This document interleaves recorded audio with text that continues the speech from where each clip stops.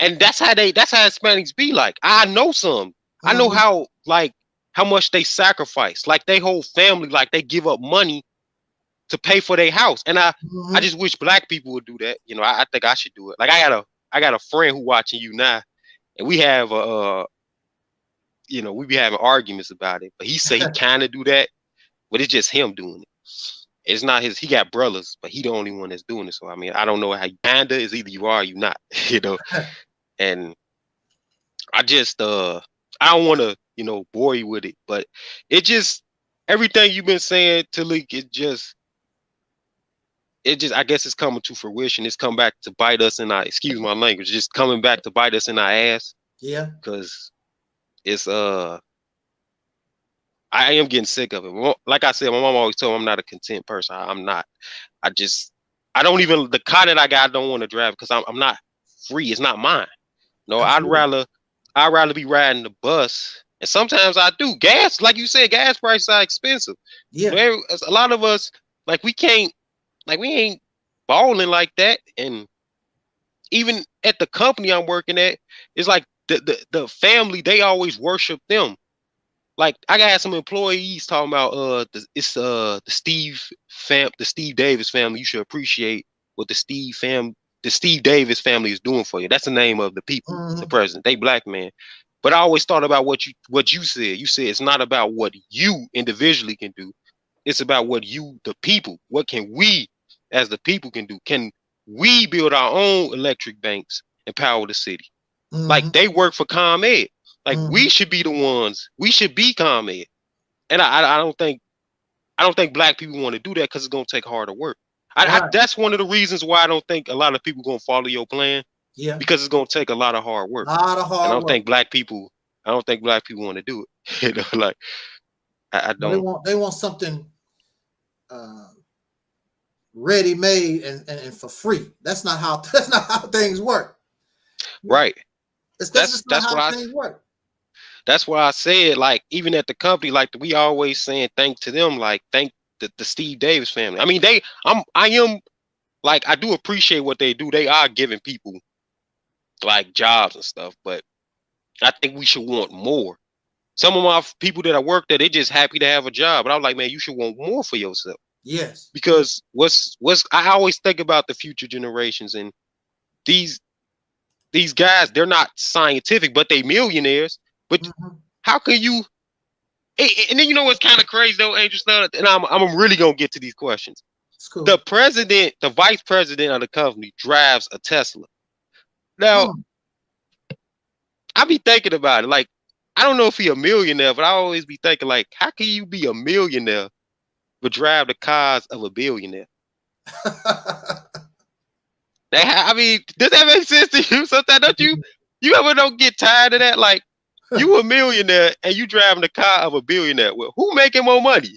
I know that's you right. Or him. Him. You know, like, and I ain't gonna lie, there may be some evidence that Elon Musk might be a fraud, but you know, I mean, I do follow a lot of scientists or watch their videos, and some of them have worked in this company. He might be a fraud, but you know, I mean, I don't know about that. You know, you just can't tell people things. People just don't understand. Exactly. But my bad. I just get to these questions. I got them written down on a piece of paper. You do your thizzy. You do your thizzy. I mean, that's why. I don't want to. I want to really, talk to you because I don't want to. I want you to think I'm just somebody, just here for entertainment. I really do watch you a lot while I'm at work, but I've always been wanting to talk to you. But I wanted to prove that I really want to like do something. I want to make the shirts. I want to have the shirts for you. So I can show, at least give you updated to show like that I actually care, Yes, sir. And I do believe in unity. I try to do it at work. I practice it at work. And it's, you can't, I really am shocked for Chief X though, And I still think he a good man, but he a conservative. So I think people let their ideologies, get in the way of actually like listening to people, and that's what I like. I kind of fear, you know, sometimes. Like even the people at my job, some of them, like I said, they gang affiliated, and one of them is a good friend of mine, but he a vice lord, and he like you know, he cool. And the one that I was helping, the one in prison, he a GD, but he like, you know, they old school, you know, it's like different generations, and but I'm able to talk to them, and you know, I'm able to like have a conversation with them, and I look past what they like affiliated with and their beliefs, and just to have, you know, just always talk to them every day, because some of them don't have that. Some of them can't even talk to their family. Right. And you'd be surprised, Angelsnupnup7, that, you know, how many people, you know, they think I'm a good guy because I always like to say how they doing. I always ask them that, because I think a lot of Black people should do that too. And I really believe in the idea of unity and for one goal, not an ideology, to go into one goal. Like, can you like, if you a conservative, liberal, Democrat, GD, BD, because that is something else I should tell you, Taalik. Not everybody that's in a gang, I think there's a difference between being a gang member and being a gangbanger. Because gang members, they live normal lives. Some of them go to college, they work, and then there's the gangbangers. Those are the ones that go shooting and stuff. Some of them retired, you know. Even Pharaoh said that. I didn't know they retired. Yeah, the guy that I was helping out, he retired. He ain't trying to do that no more. Even I thought once you get into that stuff, that's it. Yeah, I do understand that sometimes they trying to move away because they understand they don't want their past to catch up with them. But even Pharaoh said that, you know, he a 4-corner hustler. But they're more like you know, like they just, I forgot my train of thought, my bad. But they all have different ideologies and different like backgrounds. But all I care about is, can you come together despite what you believe and let's build a car together? Yeah. You know, can we do that? Can we look past all that? You can still believe that. Even I tell them about the Mississippi campaign. Can you really just put all that aside? I think that's what I really wanted Chief X to understand. But I'm a person that let people believe whatever they want to believe. If that's what you want to believe, I can't convince you. I'm not going to sit up here and keep arguing. Even my friend who in the chat, he a Muslim. And I still hang out with him every day. He's one of my closest friends. And I told him to watch you, you know, because I really do believe in that, you know. And I think you do need more followers, you know. But I'm gonna get to some of these questions now. The chat room said take your time. We got time, you know, do your thizzy, brother. Yeah, I know. But you know, I just wanna, it is an honor to meet you, you know. Like, it's an honor to meet you too. You know, we've been texting and whatever, and like I told you, I get so many people that just, I hate to say, I mean, I don't mind talking to people, but just wasting my time, because when it's all said and done, they don't want to really do anything. So I could be watching Thelma on Good Times or something. I can't. And it's back to back. People be calling me back to back, and then when the conversation is over, okay, what can we do to work, you know, together? How can we do this? You know, they just want to talk, run their mouth, and never hear from them again. I can't be. I'm too old for that now. You know, back in the day, it was fun and then whatever. I'm too old for that. I can't do that kind of stuff no more. And it's not thrilling. It's not beneficial to me. It's just not doing anything. But I saw that you was like, this brother, he's sort of consistent. Let me see if he's gonna come to this live stream. And you came. Matter of fact, you're the only one. I invited a few people that would call me and want to waste my time. Where they at? So, you know, okay. So I invited you to the live. I'm not talking to you, brother Denzel. I invited y'all to the live stream. Do not be calling me. I'm watching the ID, the call ID. I won't be picking up. You know, if you want to do all this talking and whatever, because people need to listen to some of these conversations. Come bring your wisdom and your truth to the live stream. They don't want to do that. Well, don't be calling me. They want to have a personal talk. I want to, you know, come on now.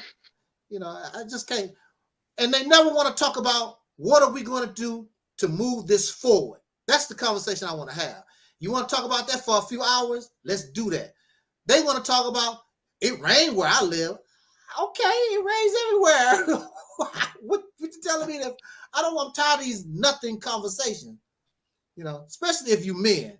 I expect men to work. Let's do this. Let's make our women and children proud.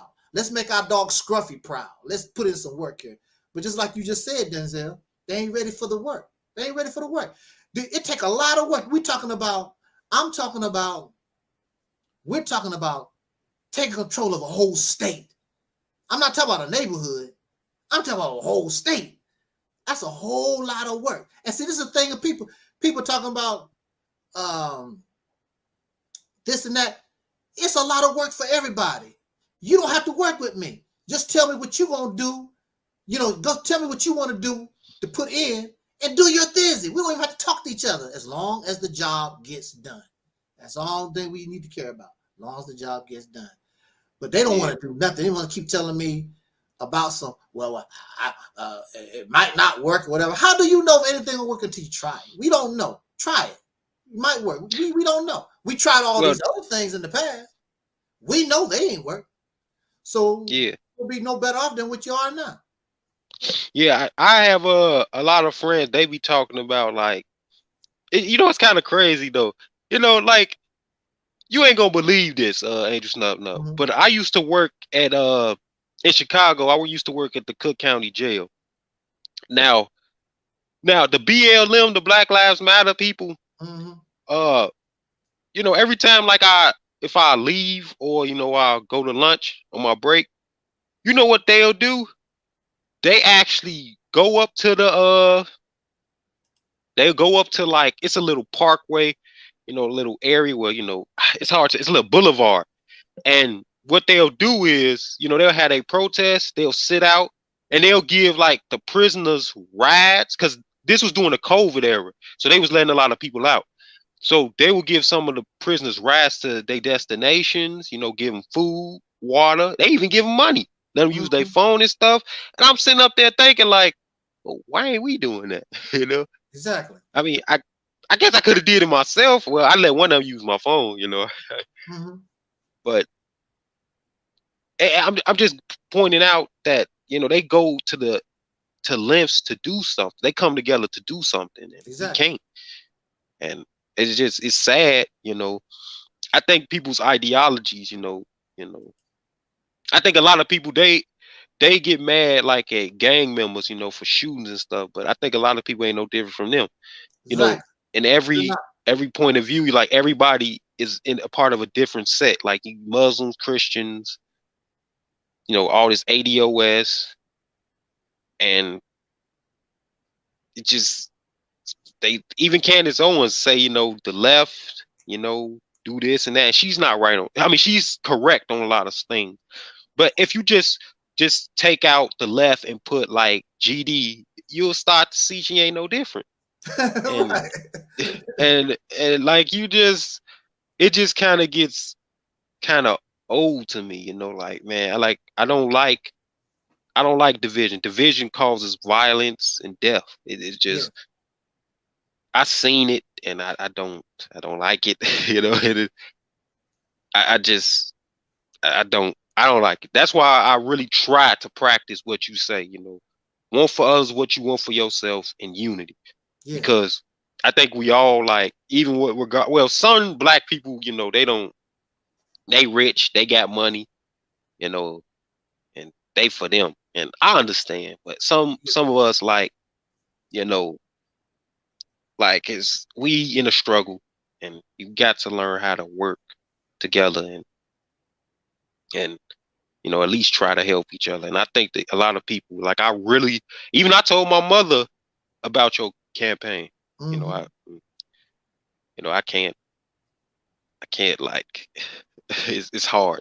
I think a lot of people have a hard time. But I really rather them talk to you so they can get an understanding for themselves. Even I wanted Chief X to do that.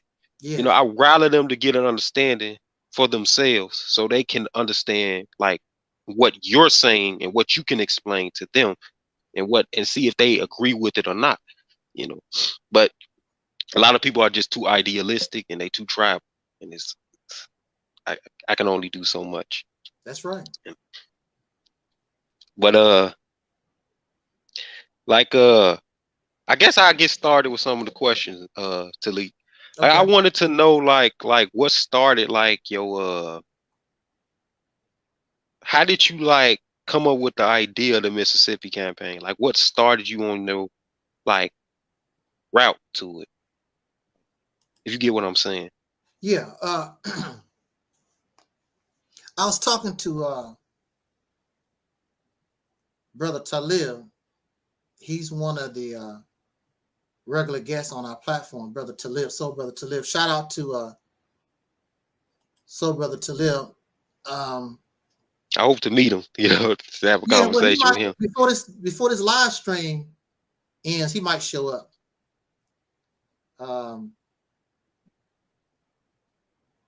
He might have ran into a problem or something, because normally he shows up on the broadcast. But we was talking one night, and I just said, you know, if we had proper leadership, we should be in control of a state. I just said that. Then we kept talking, and he suggested Mississippi. He was talking about how, you know, Mississippi is, you know, there's a lot of black folks there, whatever.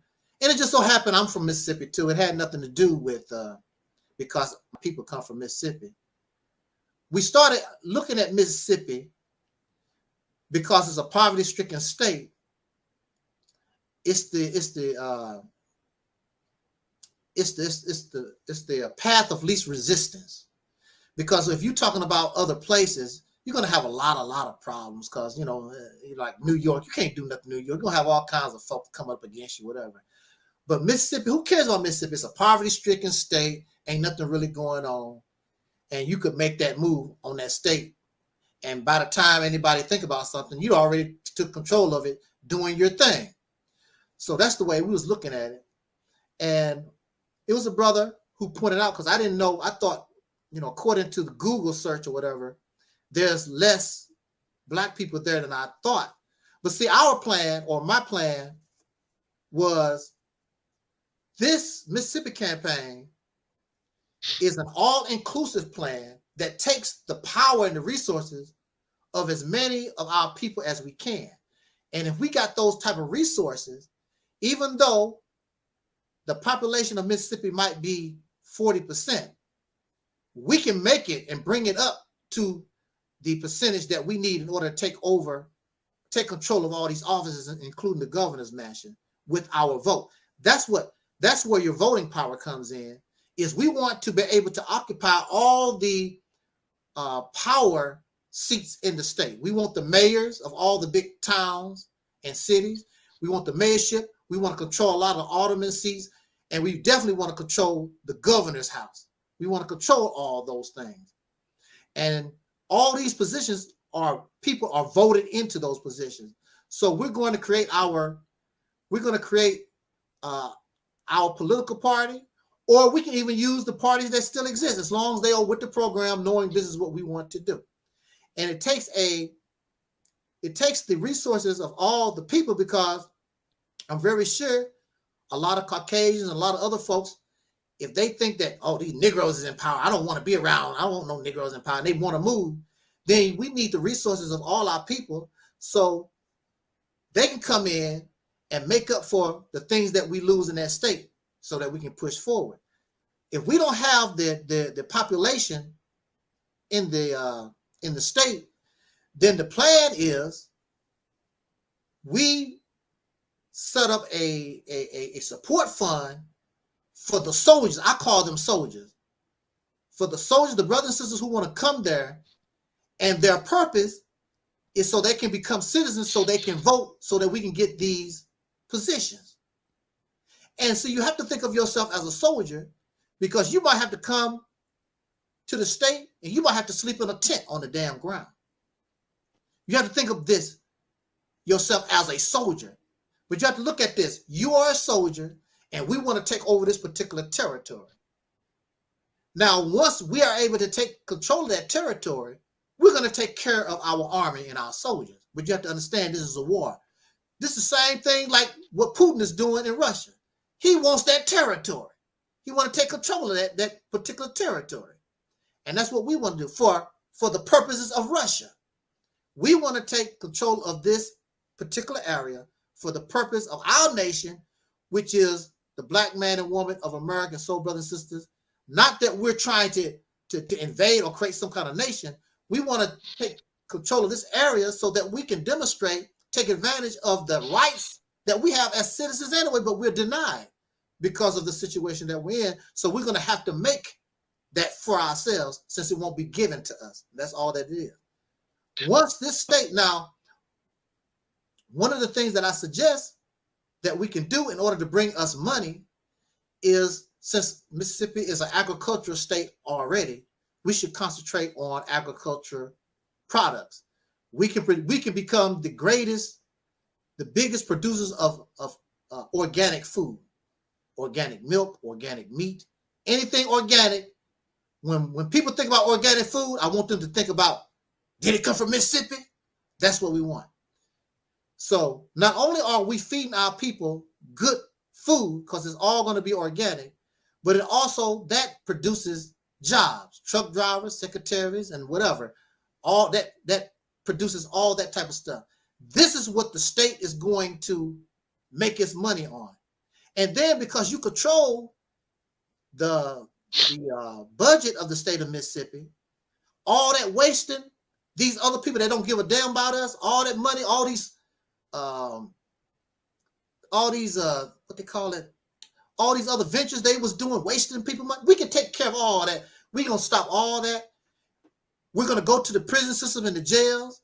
Now, some of these suckers, they need to stay locked up the rest of their life. But we're gonna rehabilitate our people.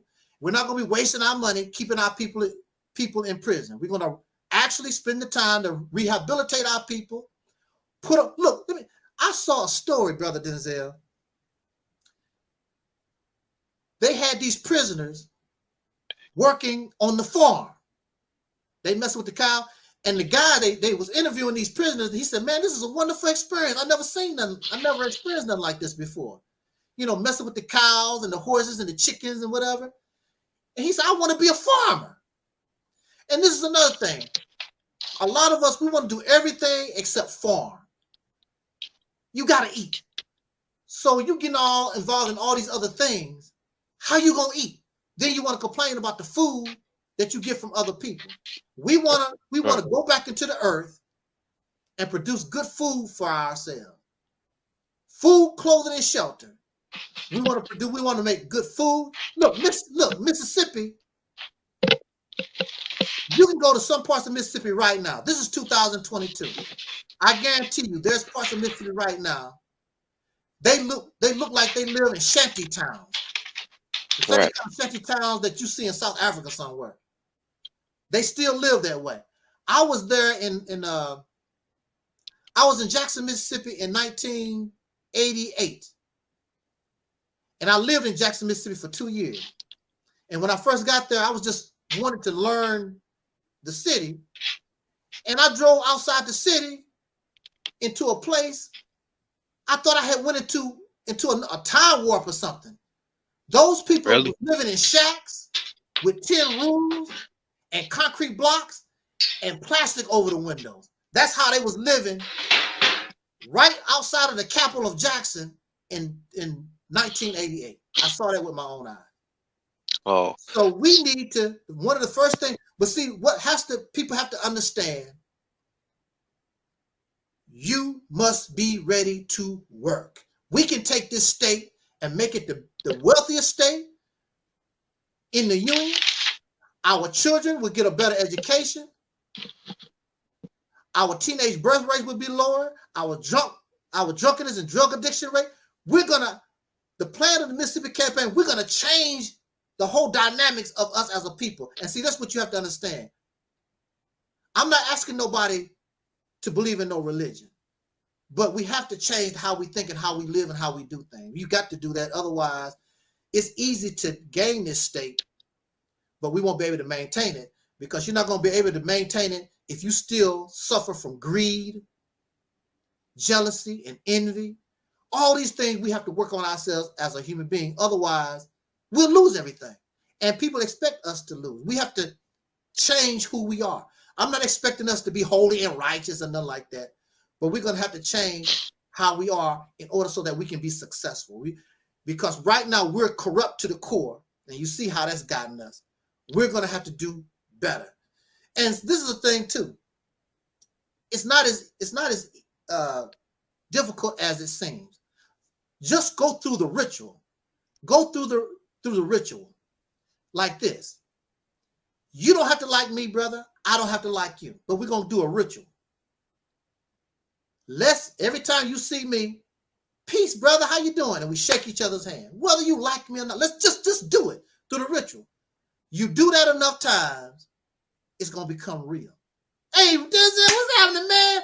You know, I saw you milking that cow, man, brother. I ain't never milked no cow in my whole entire life. Yeah, man. But the state, we just made over $1 billion last year. Oh, wow. When you look over in the field, that's your corn that you grow. Those cows, those are your cows. That pond that was nasty, you cleaned it up, got fish in it. Your children go there and fish. It's up to us. We got to go. You got to understand. It's about work. It's about sacrifice. That's better than being at war, taking over somebody's territory.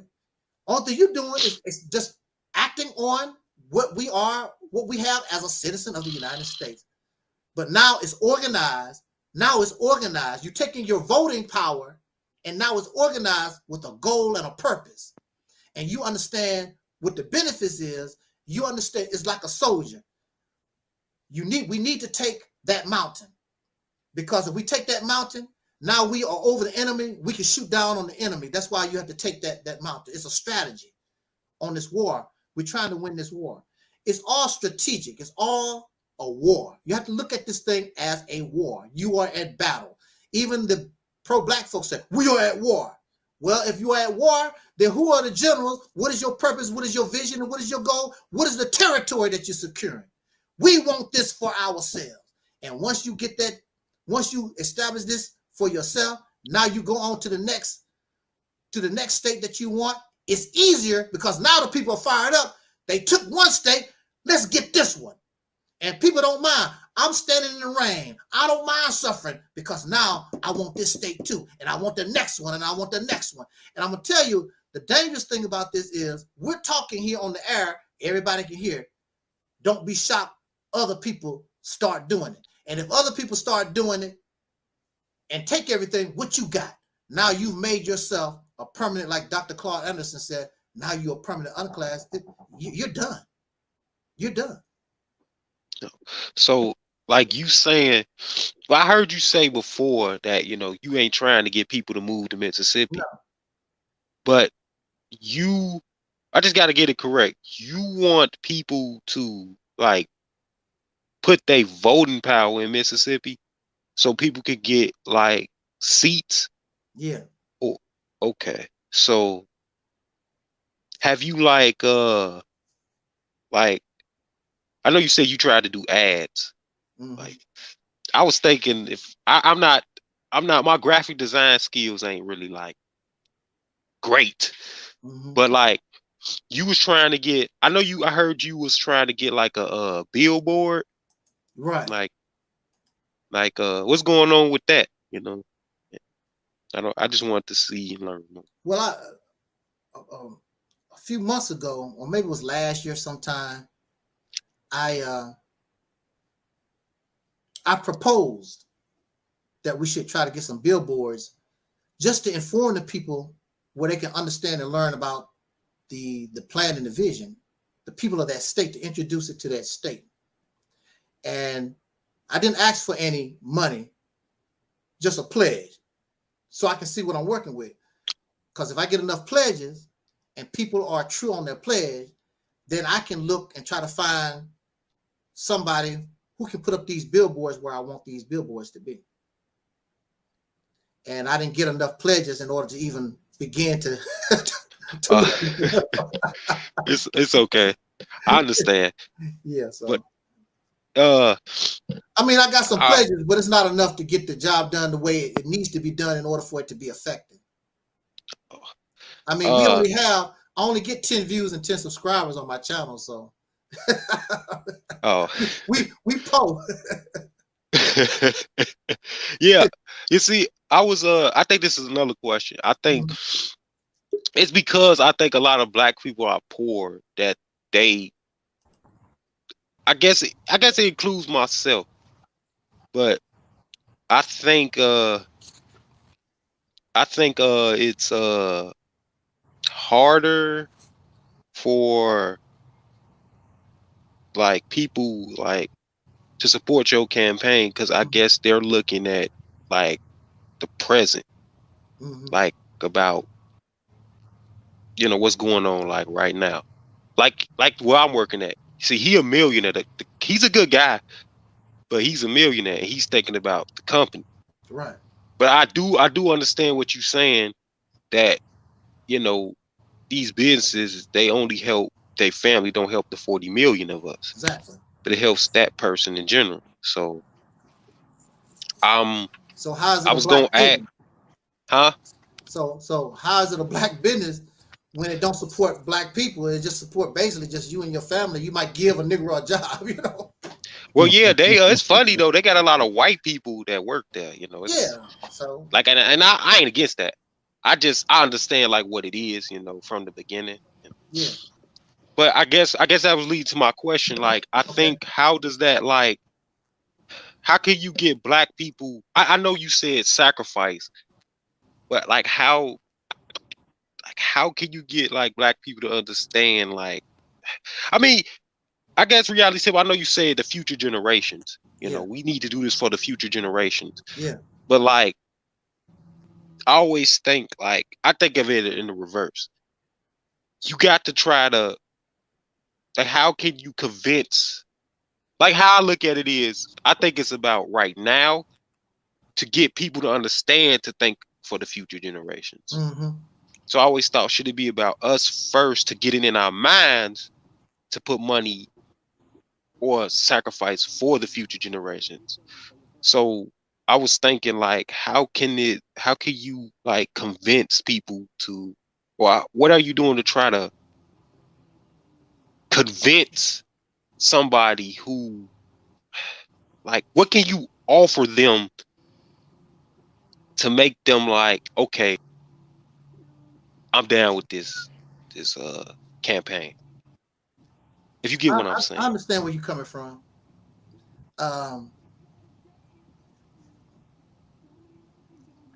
How would I respond to that? The reality is, and this is just the reality, and I understand. The reality is, these folks aren't interested. They're comfortable where they're at. That's the reality of it. Because if you want to get out of jail and you tired of being in jail, nobody has time to convince. See, I was in that situation. I was in lockup. You shouldn't have to convince nobody to get out of jail. They claim they want to get out of jail. You shouldn't have to sit around here and try to beg them. I thought that's what you want to do. See, the reality is they like things just the way they are. They don't care nothing about those future generations. You are on your own. If you make it, you make it. You don't, you don't. Same thing like a female frog or something do. She spit out a bunch of eggs. If y'all make it, you make it. You don't, you don't. They don't care. They don't care about as long as they're comfortable and they can die comfortable. That's the only thing they care about. And they have no vision. They have no vision. They can't even see a future without them in it. And it's about what they want now. See, the revolutionaries of this nation, they died. Some of these people, they never enjoyed the United States of America. They died on the battlefield fighting Britain because they understood they was fighting for more than themselves. And they died so Joe Biden can live, so Bill Clinton can live. We don't think that way. When you hear these people, it's always about what they want, what I need. Me. They selfish. They selfish. See, when you become an adult, this is what we have to understand. When we become an adult and you have children, your life belongs to those children. Your life don't belong to you no more. If you want your life to belong to you, you shouldn't have had children. Even the dung beetle knows that. The dung beetle, when the dung beetle becomes an adult, the purpose of the dung beetle is to provide enough food and an environment so that their young can survive and make it to the next generation. They know it's over for them. I mean, they had their time. That's the purpose of adults. The purpose of the adult, you live for and help your children on into the future. That's your purpose. It ain't not going out to party and get drunk and all this other crazy stuff. That's why your dumb ass, you shouldn't have been trying to grow up fast when you was a teenager. You want to grow up. See, I understood that I'm not going to be a child forever. I enjoyed my childhood as long as possible until my 20s, until I couldn't take it no more. I ain't gonna lie.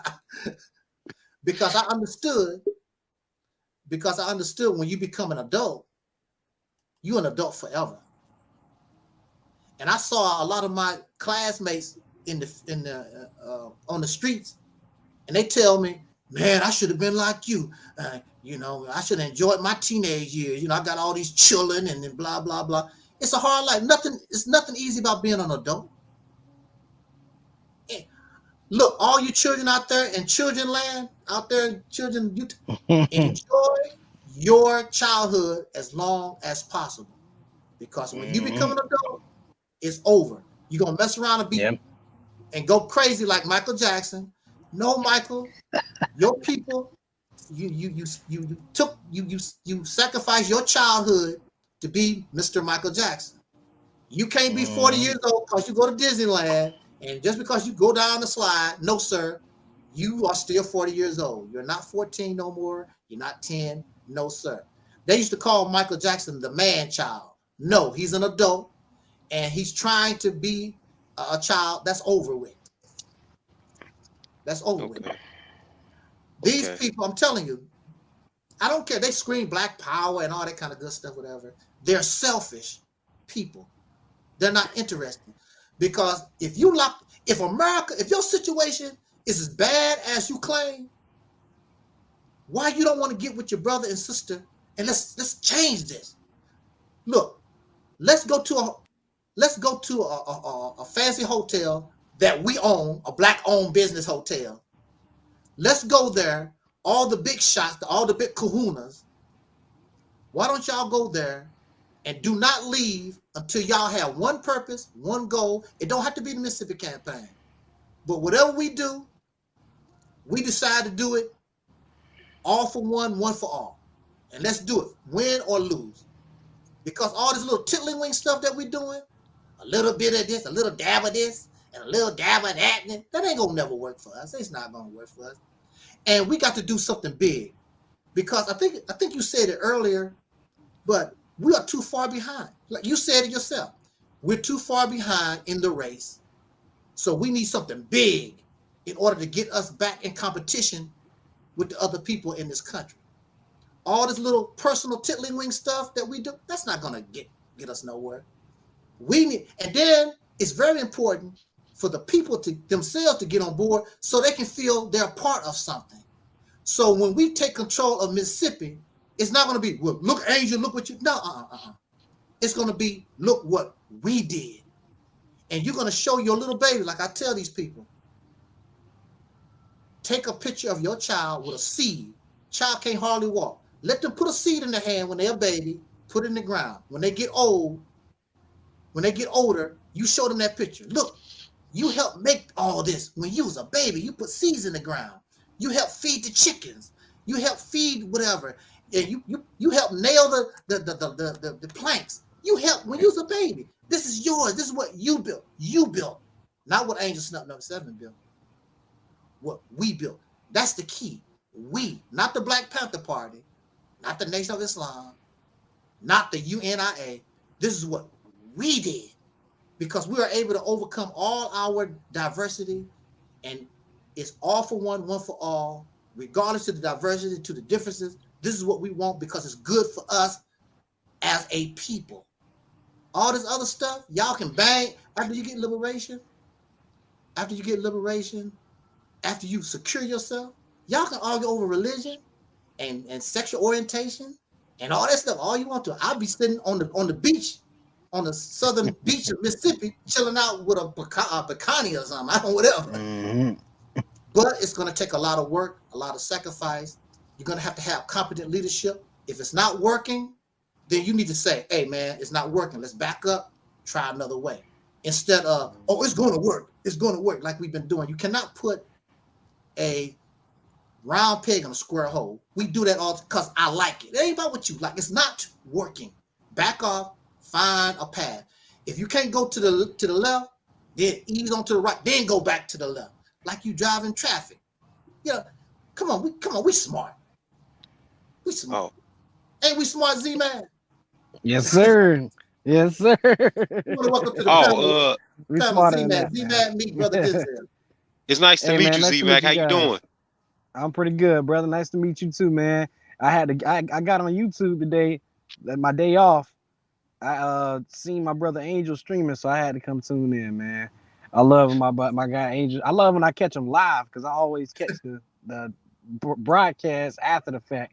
But it's when you right here live in effect to hear this good word from brother Angel, man. It makes the day go by smoother, man. That's what's up. I want us to win. I want you brothers to win. See, I already been in the dirt.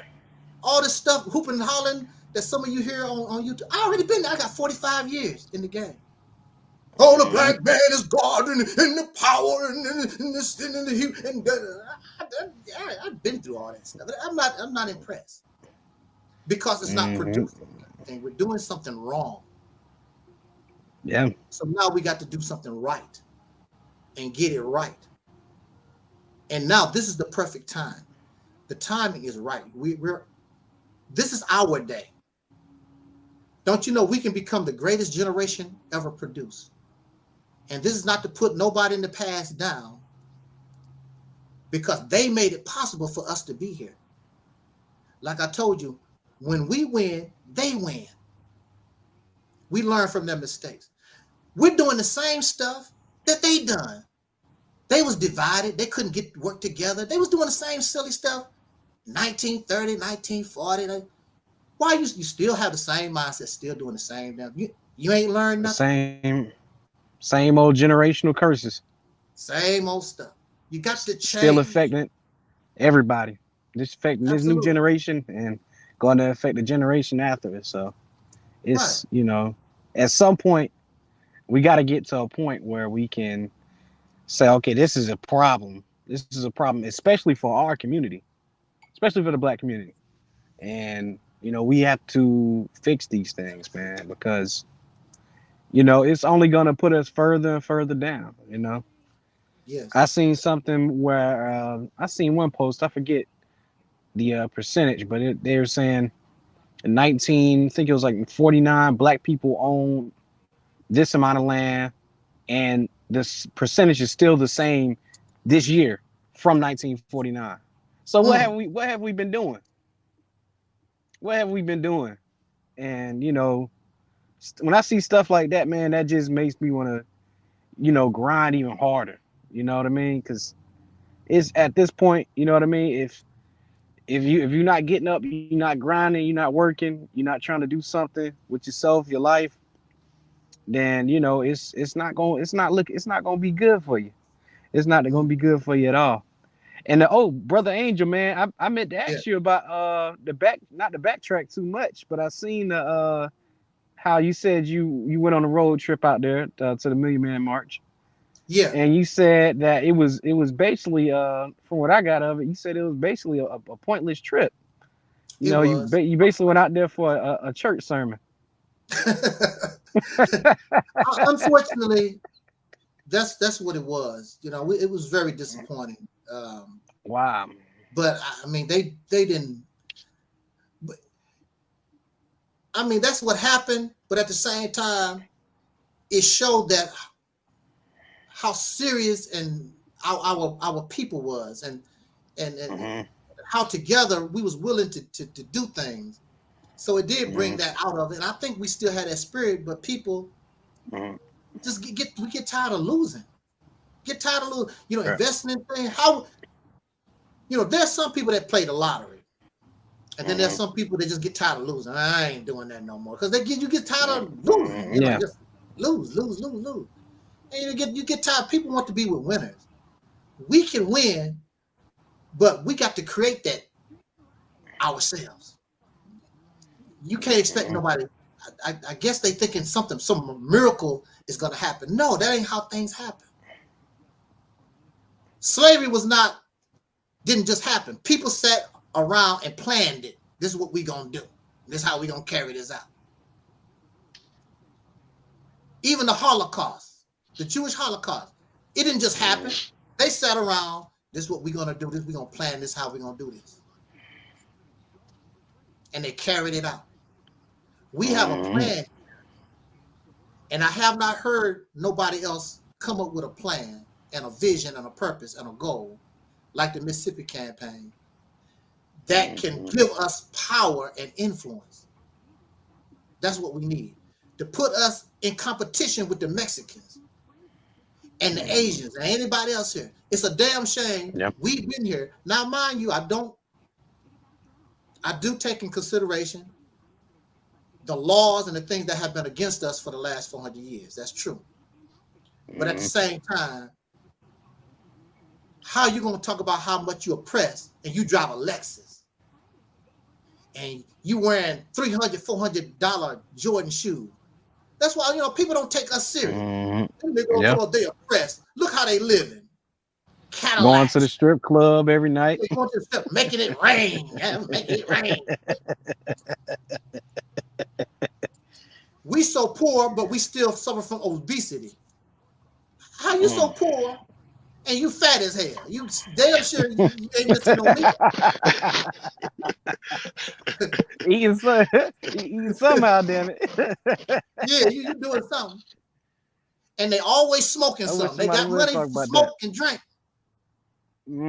Smoke some weed. But it goes back again to brother's question.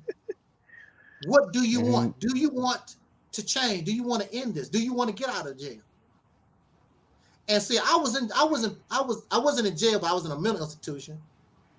And you got people that talk. They really don't want to.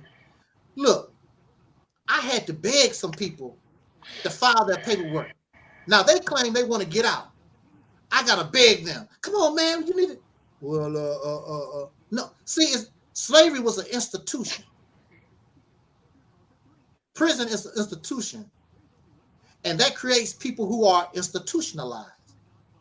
They are used to, even the Black Power people, they're used to this lifestyle. They can't even comprehend a different way of life. They just talking. Chief X just talking. Sanet don't give a damn. He just want to, and Sanet already told you he don't give a damn. He's the Don King of consciousness. So you can't say too much about that. Yeah. But they're comfortable. Tariq Nasheed is comfortable. He go on vacation to the Bahamas or Brazil. His little wife out there with the string between a thong ass running up and down the beach.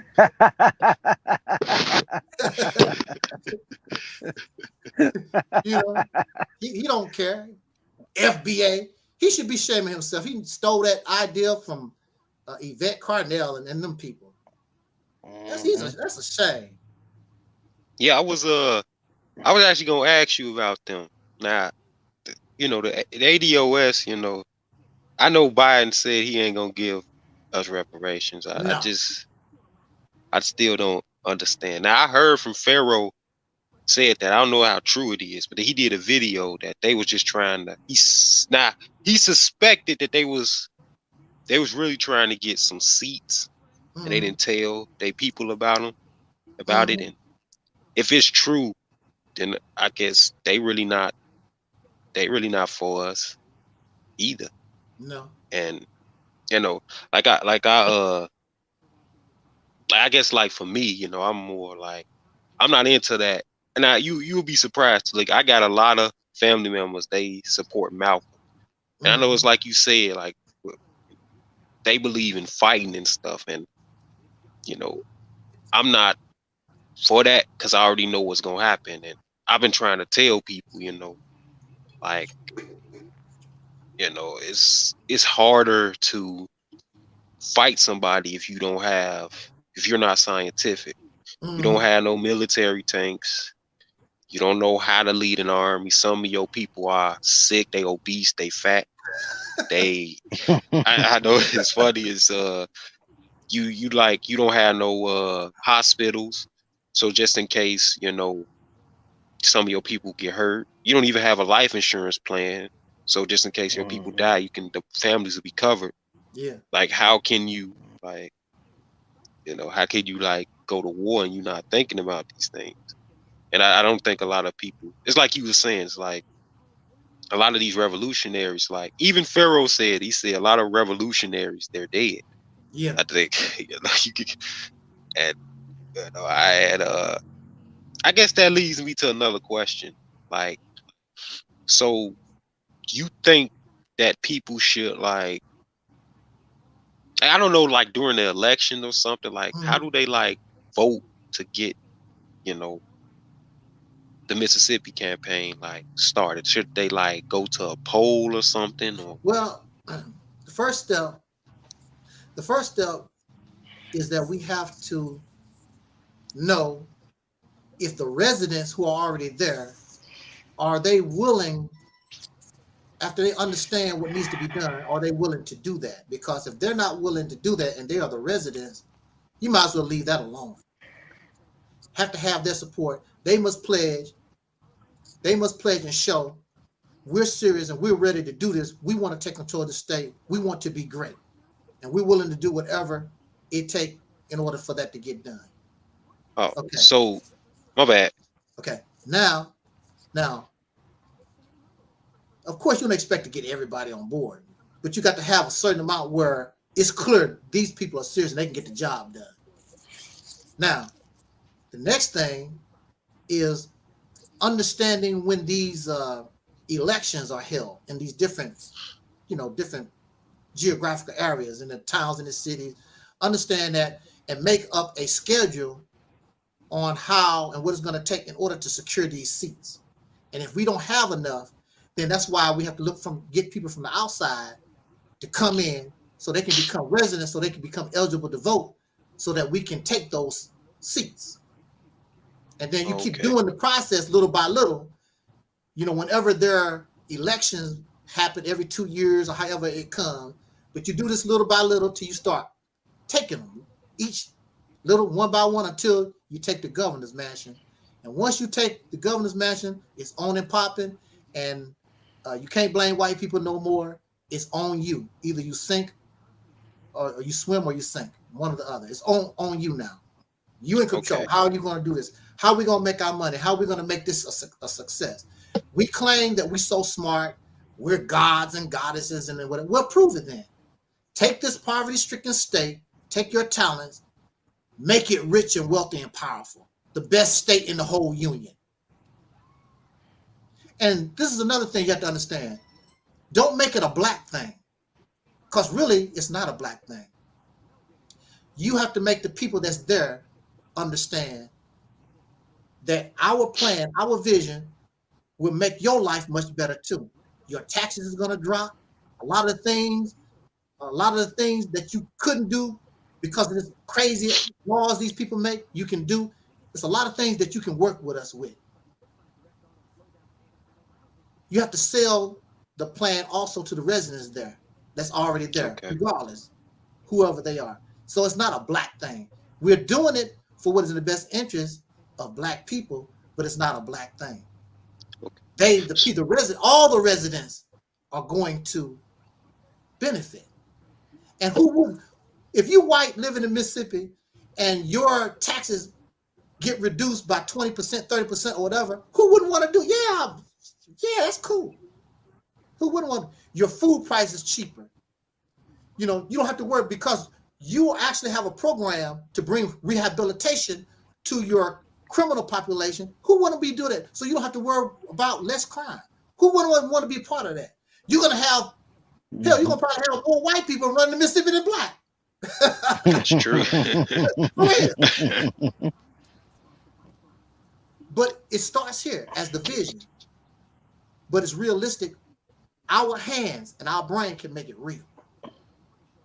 Oh, well, Taalik, I kind of I thought about it too. So you just want people who, I mean, people in Mississippi and people who are outside in different states, to get them to be more aware and spread the word so they can try to get the votes and convince the people of Mississippi, hey, get control of this state. Is that what you're trying to do?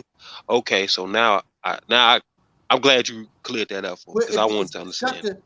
It's got to begin with the actual residents that's already there, because they are the core.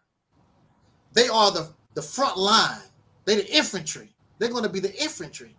They ought to be on the front line. So it's important that they are on board and understand what needs to be done, because if they won't do it, it's a waste of time, because that's the core. Okay. And for me, I'm in a situation, I can live anywhere I want to. If the folks in Mississippi show me they serious about taking care of some business, I'll pack my bags up. I'll be there tomorrow. Let's do this. But I'm not going to go and try to convince some misfits. Do you want to get out of jail or not? Well, I stay at home and watch film on Good Time. Okay. So I guess, like, for us, right? Mm-hmm. Like people like me, because I live in Chicago, I live in Illinois,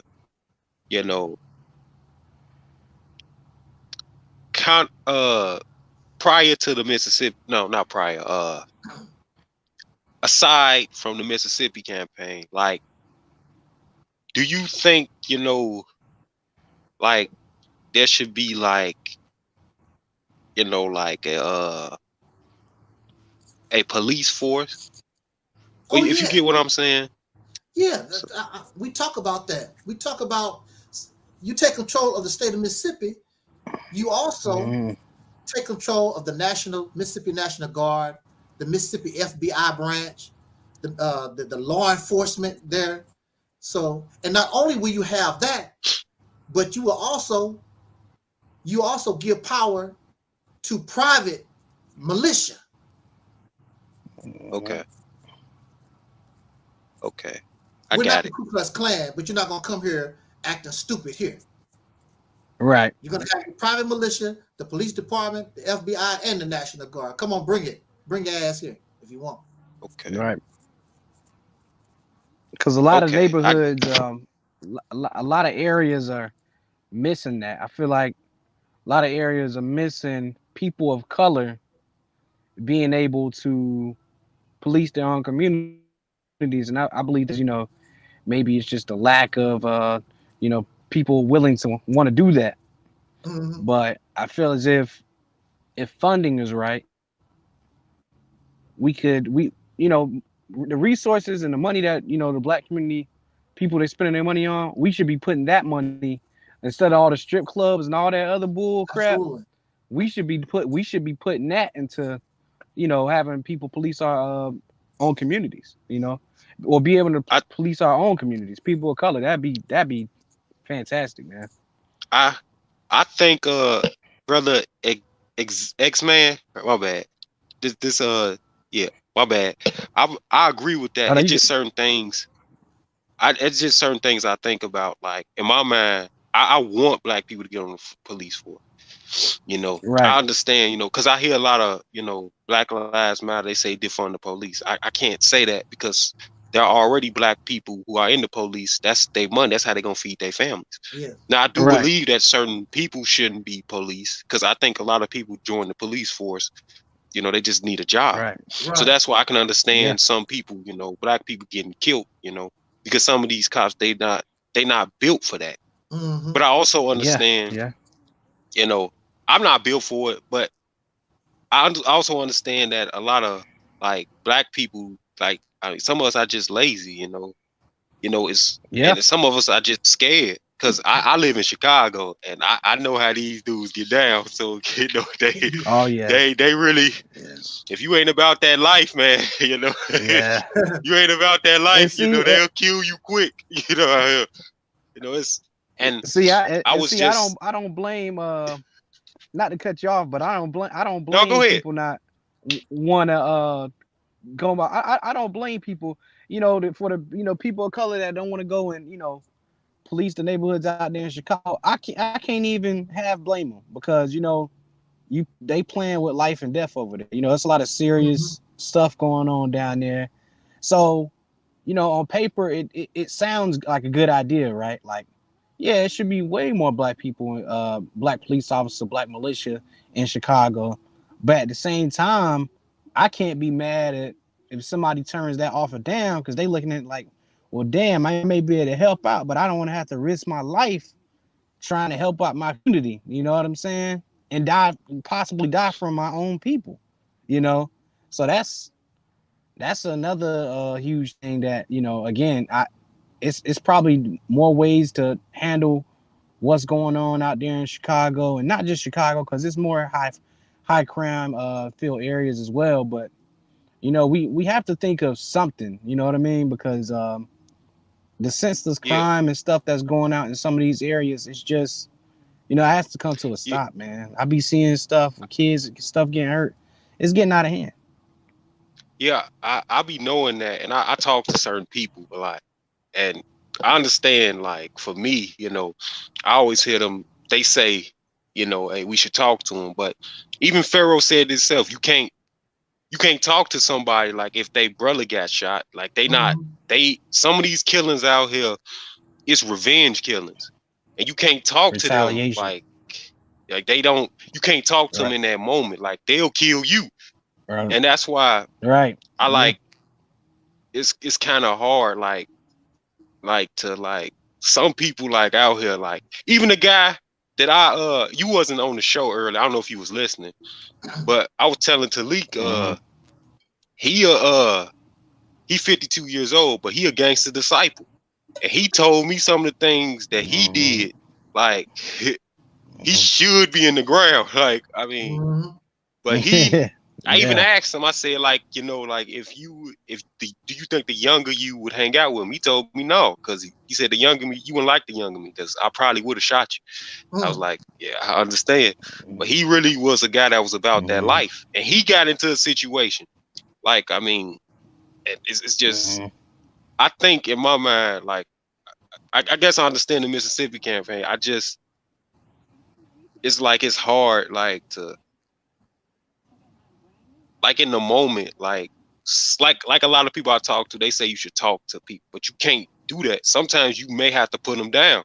Because I hate to say that, but a lot of them out here that's gangbanging, they young. Like some of them, like some of these rappers that's getting killed, they get killed by people like 15. Like young, like these. Right. Yeah. And I even found out from Pharaoh, guys. like there is some truth that there may some of them be high. Like they be off certain drugs, like and certain cops, like they gotta like keep them down because they be so high, they don't even know what's going on. Like they don't even know they killed the dude. Then they found out like later on, like I didn't ever think it was that bad, but it's like, that's why I want his plan to work. I'm just concerned about, okay, how you gonna deal with some of our people? Because some of our people really. Go ahead. Yeah, I say this because I bring this to us. It's not my plan. This is something that was being done by our ancestors way before I was even born. Even according to that book this brother wrote, A Black Power Manifesto, The Devil Within, by Charles Blow, he goes on to talk about it, about how our ancestors from out of slavery, even though they couldn't read and write, they was illiterate, many of them, they still was making big time progress, creating town, creating small cities. They were taking these seats in the governments in these states or whatever. And at that particular time, we had a big population in the South. So that's why you had the creation of the Ku Klux Klan to start terrorizing our people, keeping them from the polls and doing certain things. And so, as you know, they ran a lot of our people out of the South, but they were already doing the Mississippi campaign. That's where it come from. They was doing the Mississippi campaign right then. If they wasn't touched, we would already be in those positions right now. I don't know how successful or however we be doing right now, but we would already be in these positions of power in the South already. Oh, so but it's not my plan. And when people make mockery of the Mississippi campaign, all thing I did was put a label on it, an identity, a name on it.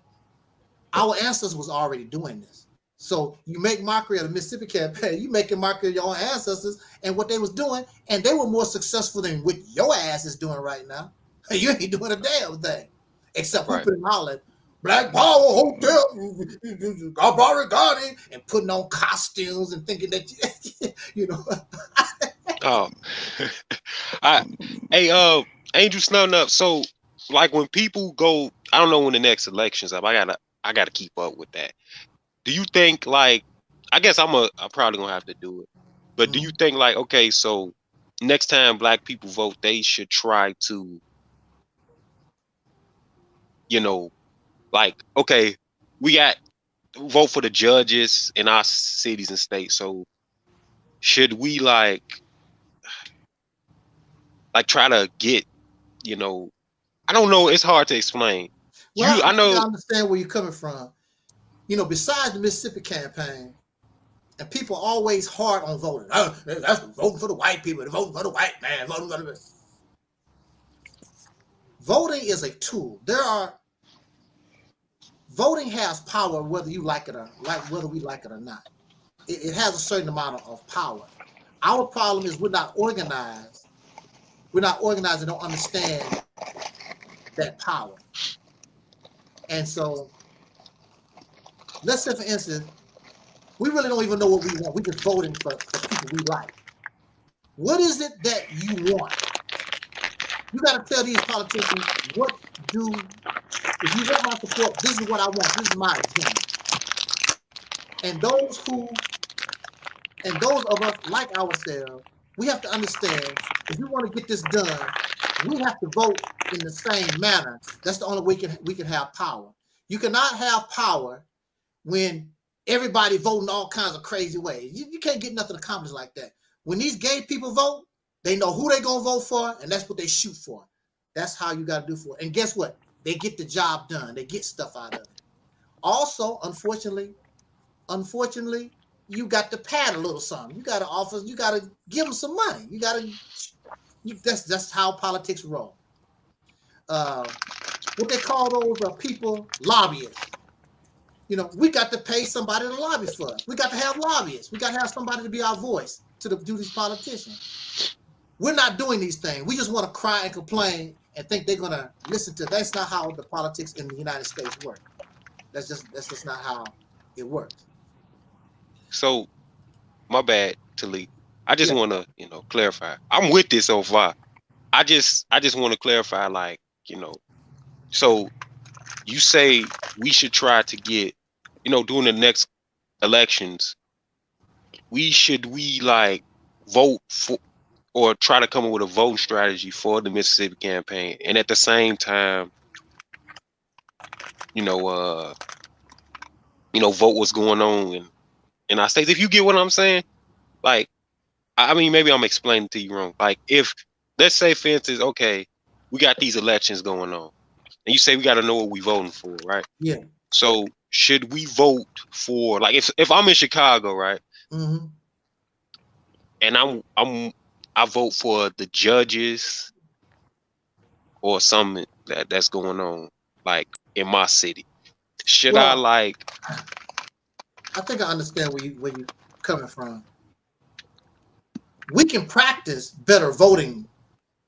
That's what we can, in individual cities, towns. We can practice voting organized. We're not organizing our voting. We just voting for people because I like them, and they don't have no interest in our whatever that we want. We have no specific agenda.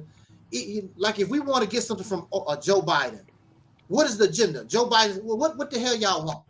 What is it actually? Put it on paper. 1, 2, 3, 4, 5, 6. What is it that you want? Okay. And we don't have that. We vote for people because I like them. That ain't how you vote. The only way your vote is going to be effective for us, it has to be an organized vote. This is how we need to do. This is our agenda, and we're going to have to pass something. We're going to have to raise some money for these people. We're going to have to get a lobbyist in our own towns and cities or whatever. But now, as far as the Mississippi campaign is concerned, we don't have to worry about that until we get a promissory note, a pledge from the residents there, because they are on the ground floor, that they on board. Now you can start scheduling how we want to do this. Okay. Do we need to bring in extra soldiers? When are these elections scheduled? When are these elections scheduled so we know how we can operate? And we want to make sure that we can win these things, because we're going to bring in the people that's needed in order to become residents of the state so they can vote. That's their purpose. But it must also be understood you're a soldier. You might have to sleep on the damn dirt floor in the middle of a damn field somewhere. This is a war. But you sacrifice and you suffer. Look at what we're going to get out of this. You're going to get the payoff is big. You'll pay off doing this faster than you would trying to win a lottery. But again, the people are comfortable. They're not really interested anyway. They don't care about their future generations. They just want to die in their cell and be happy. If y'all make it, y'all make it. You don't, you don't. That's what I'm dealing with. Because if you want to be free, you don't have to beg me to be free. When I was locked up, anybody that had any kind of idea to get out of that place, I was on it. I tried it. I don't care. I want to get out of here. And I finally hit somebody and I got out because I want to get out of there. The ones that didn't want to get out, they still there, or they waiting for the white man, or they waiting for the death to come get them. And when I was locked up, I saw 5 people go out on a stretcher. That's how they got out, on a stretcher. I watched those bodies get covered up, and rolled out, and they was laughing at me. You next. You next. And that place where I was at, they got their own graveyard. They don't use it no more, but they got their own graveyard. They got a graveyard in the back, you know, with patients from that place is 100 years old. And they used to bury the patients in the back. And they used to make mockery of me. Where you want to be buried at? Where you want to go? Yeah. Oh, that's cool. So wow. My bad. Oh, you got something to say? Go ahead, Z man. Oh no, I'm glad you made it out of there, brother Angel, man. Yeah, believe me, I thought about suicide many times. Many times. Because I refuse to stay in there the rest of my life. And, you know, they make money off me like that. I forget that. I'm not doing it. But the light came, and it said, it's not your time. I'm going to show you how to get out of here. It ain't nothing spooky.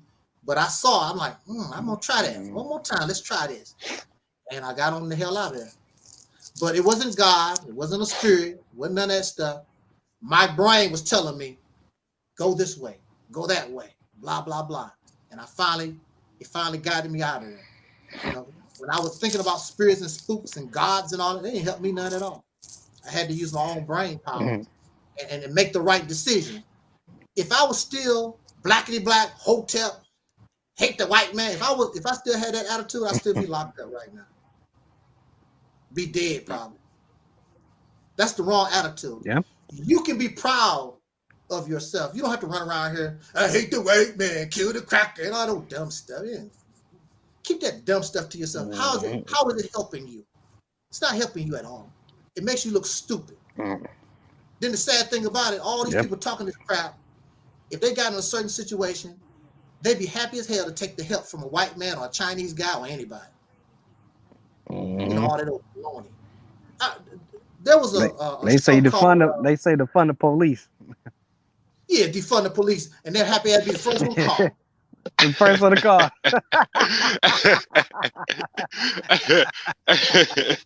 You know it. That is true. Defund the police. I don't understand that either. Look at But this. We was Yeah. talking about the gang situation. Mm-hmm. Even gangs claim territory. They don't own nothing. Their name, they don't have a title to no buildings and nothing like that.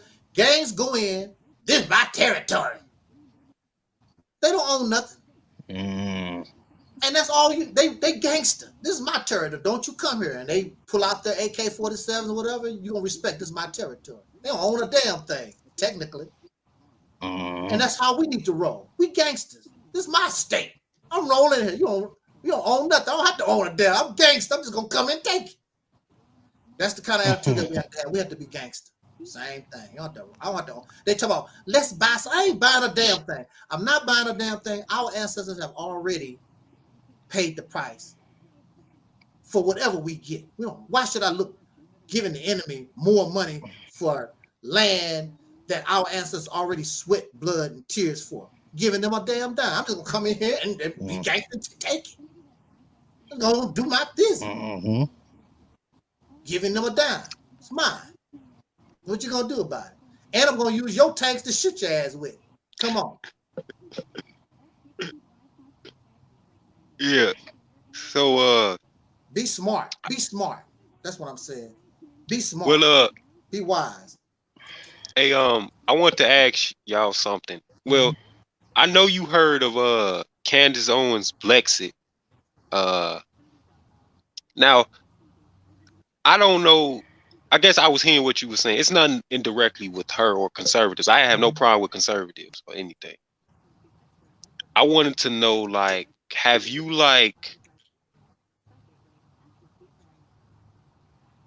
have you ever tried to like reach out to some conservatives or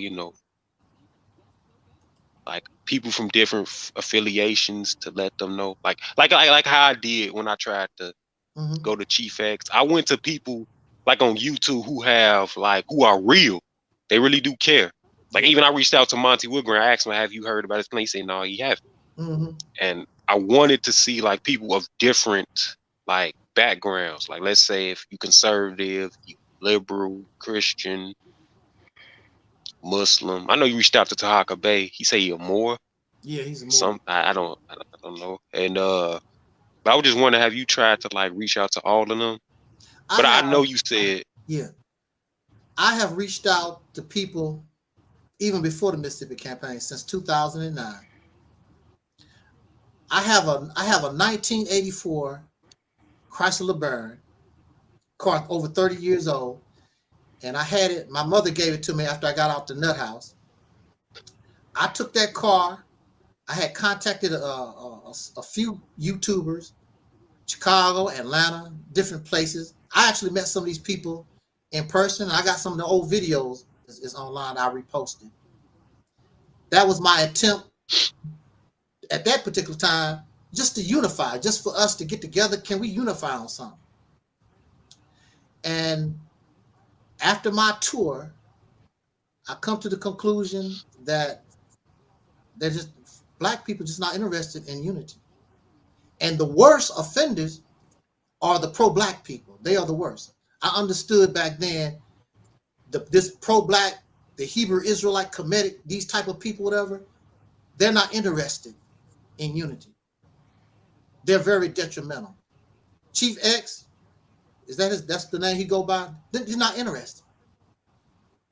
They want slaves for their own personal plantation. That's what they're about. It's I don't. Highway. I understand. I began to understand that back in 2009. I did not want to believe it. I didn't want to believe that because I thought everybody that talked blackly black, I thought they was really about it. And then I come to find out that they're not. Christians was more unified with me than the blackity black folks. I can go to a Christian church. I can go to Christian people right now, and they're more unified with me than these blackity black type folks. They're not interested. I view them really as detrimental and the enemies of the soul community. That's what I really view them. There's a lot of people, you might reach out to them. They might tell you I don't who Angelsnupnup7. Who is that? They act like they don't know who I am. I reached out to these people over and over again, and I've been on YouTube since 2007. These people, I'm not saying I'm some kind of celebrity or nothing like that. These people know me. They know me. Yeah. They see my videos. A lot of times I probably made a video about them. I made video about Chief X. I made a video about Pharaoh said that, Sanetta, and a whole lot of these folks out here. I made videos about them, and they seen the videos. The thing about it is they cannot debunk, they cannot tell me that I'm right. I'm not saying that I'm perfect. I'm not saying that I'm the all-knowing, but I know what I'm standing on is correct. And we need a change here.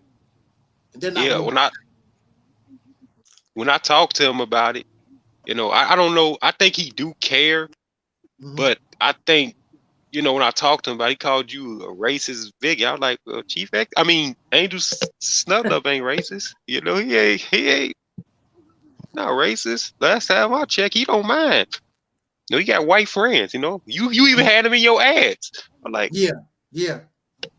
Like, how, you know, I still, and he has exposed a lot of people.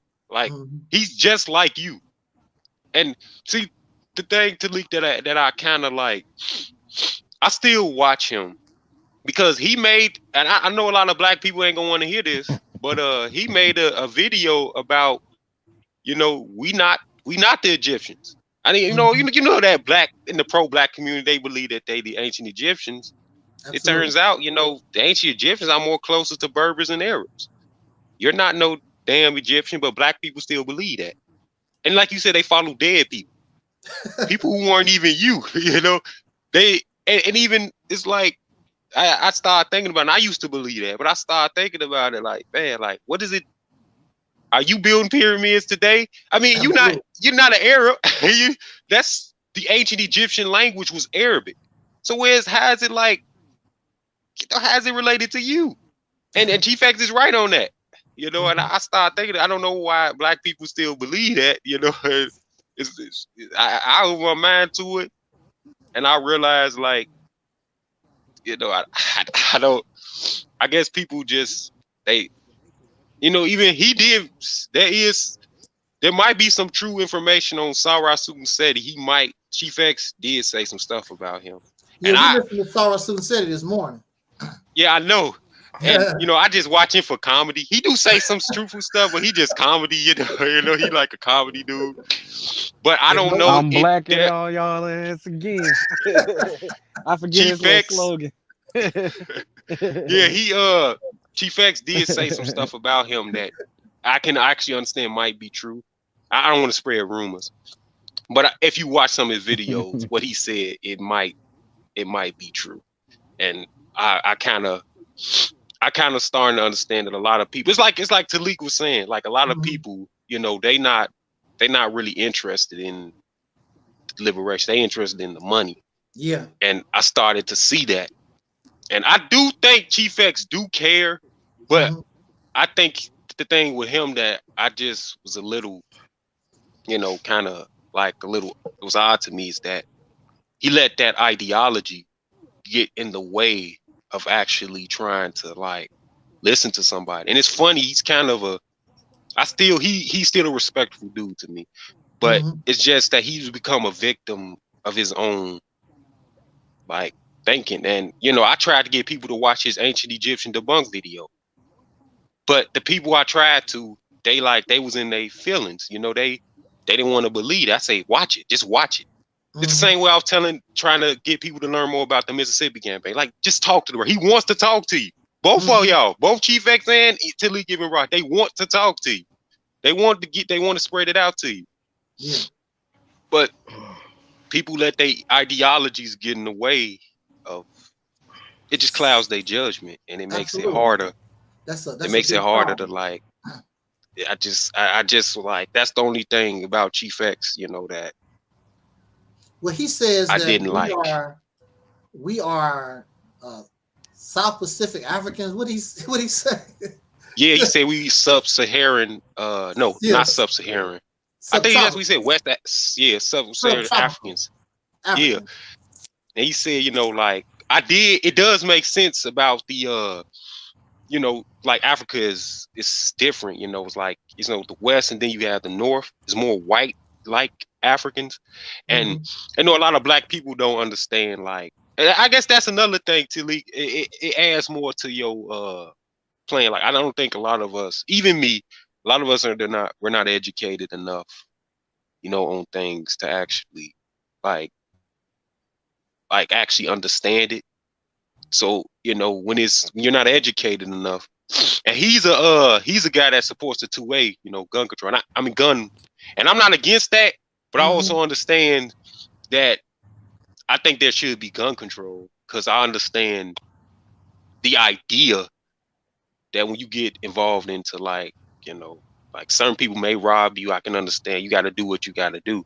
Absolutely. I mean, but the only thing I'm against that, because I had a friend, you know, and he knew me since I was little, and he had a gun and he got killed and he left a child behind. So it's not like, I don't believe like having a gun just simply means you're gonna be protected. It may put your life in more danger. That's true. But too. I'm just putting that, because I did learn that, you know, from the streets, whoever got their gun out first is the winner. So I just put in a point that when a person gets let their ideas, like their ideology, cloud their judgment, it makes it harder to talk to that person. Because it's like, even when I was at Taalik, I never told you that, or Z-Mad, both of y'all, I never told you this, but like about 2 days ago, because I'm really in for unity. There's a Hispanic lady that works with me, and I was telling her, like, she's like, do you go to church? And, you know, I didn't want to, you know, I'm an atheist, but I didn't want to get into an argument with her. You know, yes. I just said, look, this is not the time and place for this. And she said, well, you know, I understand that, but, you know, I'm a man of God, and, you know, Jesus is the way. I'm like, okay, I understand that. Okay. and that's okay. But, you know, like, other people, they're not going to agree with that. Yeah, I mean, somebody may be a Muslim. I mean, you may get into this argument. And I told her, like, well, if you keep this up, you may end up losing your job. And she said, well, I don't care about that, because, you know, Jesus will provide. Well, I told her, well, you're going to be calling on Jesus, because, you know, you know, you got a child. Like, what you going to think about your child? I mean, and I'm just bringing this up because I really do understand that. When I go to work, I don't care about, you know, people's ideologies. And there's a conservative that work at my job. He an old man, but I look past all that. I care about helping him because he's a black man. He's old, you know. I look past all that. I don't care what you believe. You know, like my friend, he in the comments, he watching this now. He a Muslim, like I told you, but I still hang out with him. I don't care what he believes. I never care. I don't care if you gang bang, like, well, you know, if you ain't about that life, you know. But I know gang members, and I know people from different ideologies, but I never cared. I just care about unity. I do have plans, but I also want to support. I really want to have that shirt for you, Taalik. I just hate not having it. Like, it just be making me mad. Like, man, look, I gotta prove myself. Like, I gotta help him, man. I ain't got this shirt. Like, goddamn. Like, how can I help this dude? Like, man, I wish I had the shirt. You know, I could have at least proved my worth. Like, I'm trying to do something. You know, it just makes me sad I ain't got the shirt. I'm glad I will have that shirt one day. Yes, sir. Well, I gotta see. I want to draw it out first to see how it worked for you. But I was thinking about having, like, everybody's different beliefs. I just wanted, like I told you, I wanted to have a train or some wheels or something. I don't know, going in one direction. I was thinking about having you as the conductor or something. I don't know, because you always say the soul train, so you go that way. But I don't. I don't know how I'm gonna do it. I got to make the shirt for you, though, just to show you. You know, some people need get it out there. But I want the I just be afraid sometimes, because, like, you can try to. I really think people should hear more about the plan, But it's just sometimes I believe I don't think a lot of people, like you said, a lot of people just don't care. I mean, I think certain people do care, but I think it's like, my mom always told me, she said, either you want to have a career or you want to be surviving out here. So you got to pick which one you want. And I think a lot of people they just trying to survive. But you even said that a lot of people just want to live. And I think people that they want to live, it's harder for them to get on board, because it's like they thinking like, man, like, even I'm a victim of it. Taalik, I ain't gonna lie, I really want to help my friend get out of prison. I got to tell you something, man. He helped me get my driver's license. He taught me how to drive. I want to get him out. I mean, I just don't. But I also got life. Can you say what he's facing? What he's there for? I don't know how many years he's facing, because I know he violated his parole. Okay. And I think I don't want to put it out there, but he was with some girl, some lady. This lady had children, and he didn't have no money. And I think it started, like what I was told, it started over some money, and he was trying to like keep the money, but I know he needed money bad. Like he trashed his car. He had no car. He was driving a car, tried to get it fixed. And apparently what I was told is that she was scratching on him, and he ended up, that's sad to say, like he ended up hitting her. And I think he got arrested for that. And it's kind of crazy. I kind of knew that was going to happen, though. And I tried to tell him first, saying like, man, are you sure, this is the girl you want? He said, man, she a ride or die. And I'm like, man, okay. And I told him, like, man, just chill, be smooth, man. You got to, your situation it was similar to yours, Taalik. Your situation is it's not good. You gotta think bigger, but it only goes to show you, like, he took out that PPP loan, and he just was too impatient. Like but I think that he was always like that, and he a different guy than me. Like, he a street dude, so it's harder. Like, people don't know, it's it's the black community, and then it's the street people, and it's harder for them. This, like, sometimes it's hard. Like, people they just trying to survive, man, and they'll do whatever it takes, even if it means, I mean, I hate to say it, like, some of them I think are lazy, but some just, I mean, that's the purpose of reason why we do need a territory or something of our own.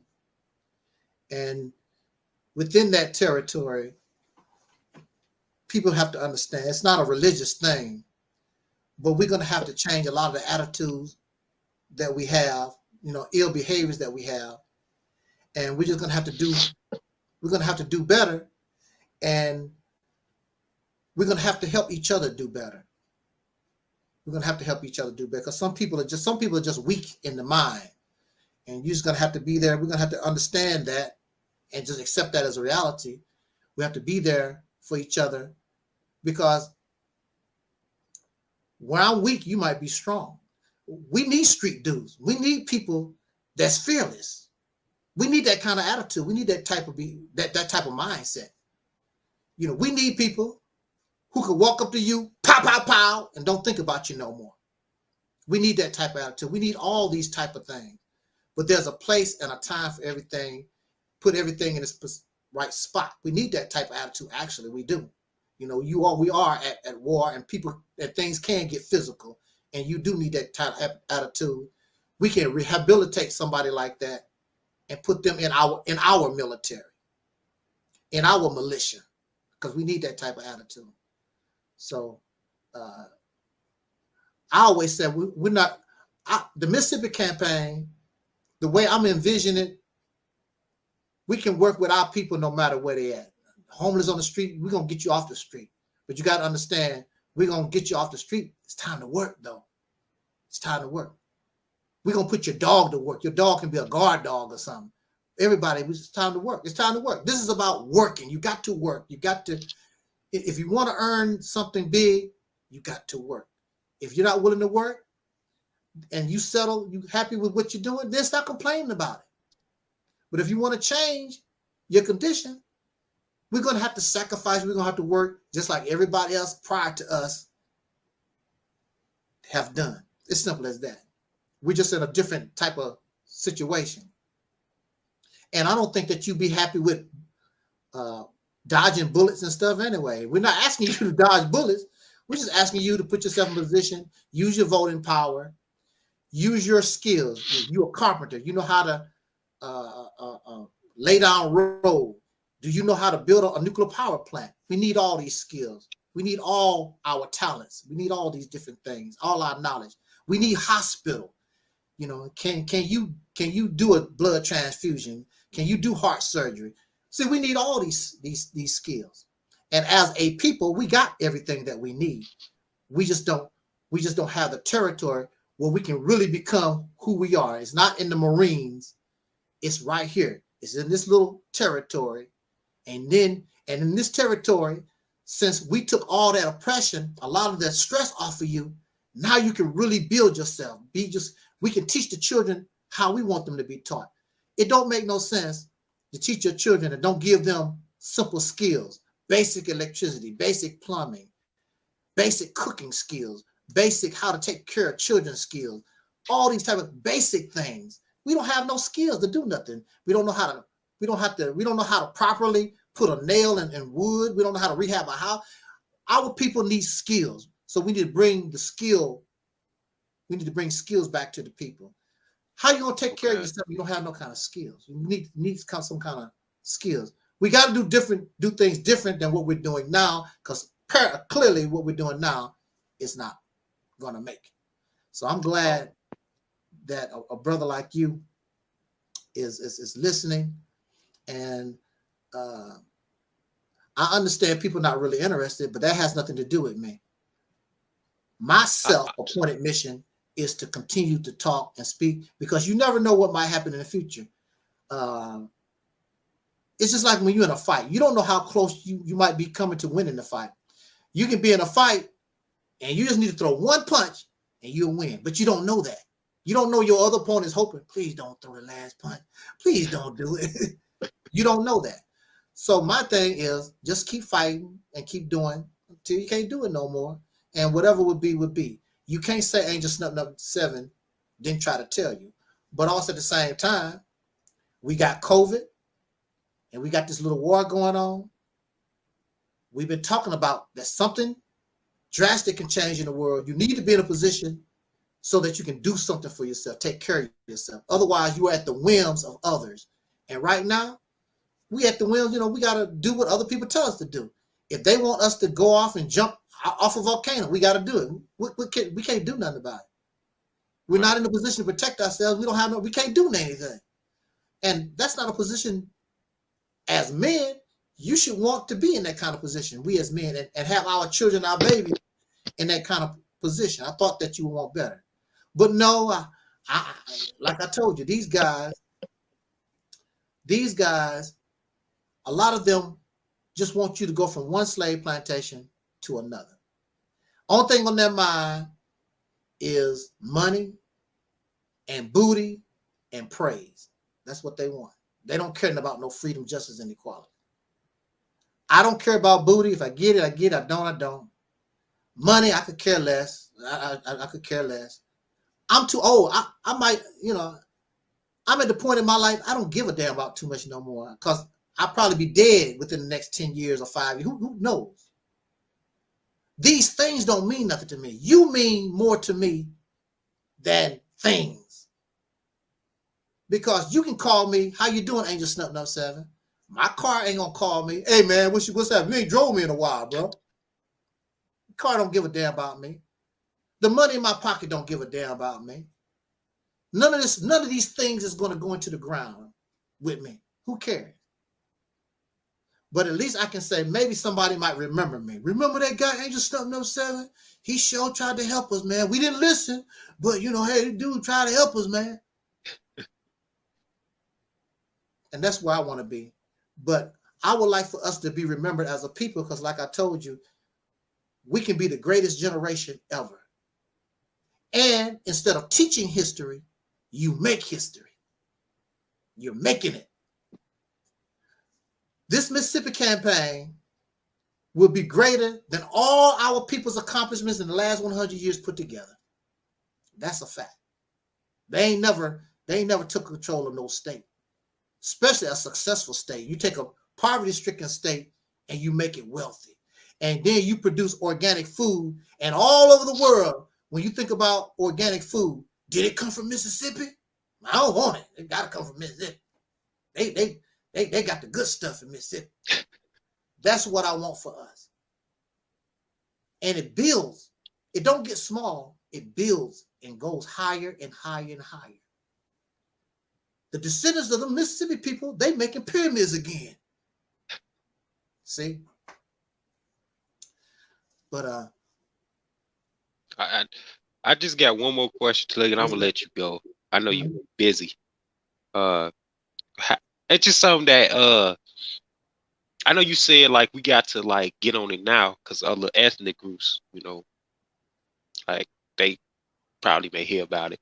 I wanted to know like how do you know like other ethnic groups like have control of any other like states? Like let's say, you know, the Hispanics. You said I don't know if they was trying to like have control of California or even the Asians. I mean, like how do you know like if you get what I'm saying? I mean, I don't know how to explain.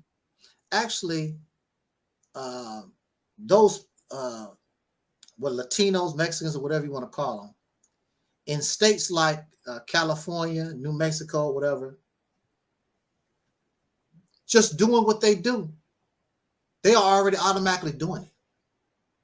They're already going to be in a position to control those states. Slowly but surely, you have to know Spanish. That's the second language in some of these states. I drove trucks in some of these places.